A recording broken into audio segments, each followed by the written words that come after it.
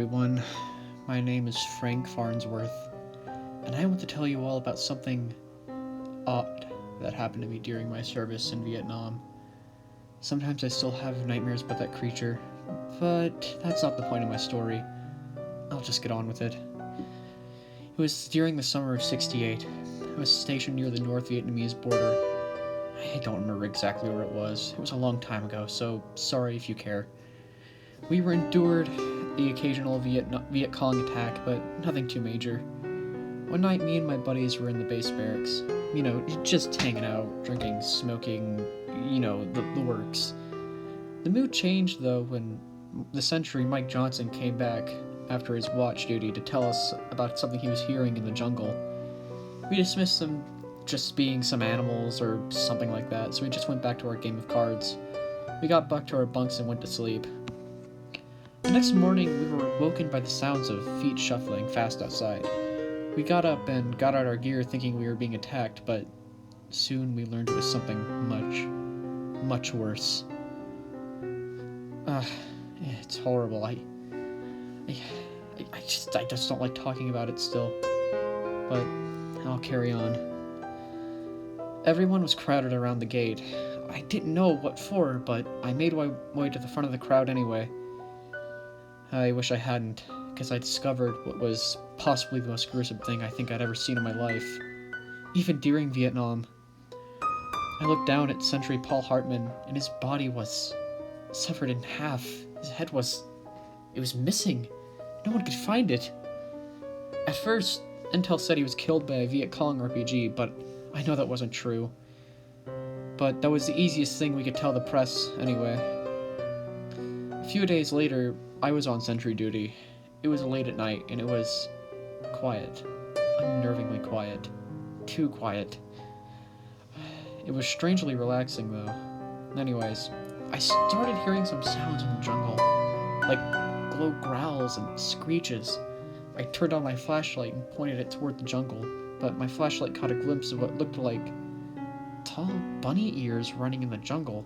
And then I laughed a bit to myself, being scared of a bunny rabbit, but then I remembered what happened to Paul, and my chills were sent down my spine. I wish I'd set off the alarm at that point, because one of our other guys was found dead the next morning, and I've felt guilty ever since. Now this is the part of the story where I strongly urge you to listen with caution.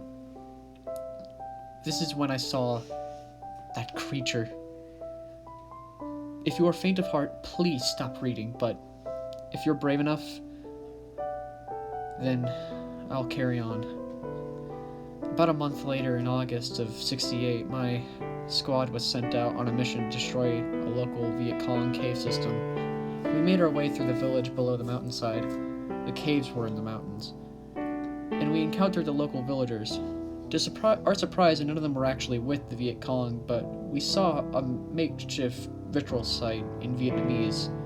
I had picked up some Vietnamese in my time there. So from what I could make out, it said, "The beast has returned." I started thinking about the deaths last month, and it sent a chill down my spine again. But we continued on the mission anyway. We made our way through the caves, and we found dead, mutilated bodies of Viet Cong soldiers. They were strung about the caves and left in a bloody mess. We didn't encounter any resistance. While we were walking over the corpses, we made our way to the HQ center of the cave. The place is a total wreck. Radios everywhere, papers knocked over everywhere. Some of the radios were still playing. And blood everywhere and body parts. The place was just a mess. While the rest of my squad checked out the other parts of the cave, I stayed behind in the HQ and started digging around, seeing if I could find any intel. As I was searching, I started hearing some sounds in the cave. The same sounds I heard about a month ago. Oh no, I thought. I tried to radio the rest of my squad, but since they were so far in the cave and the interference was so severe, I couldn't radio them.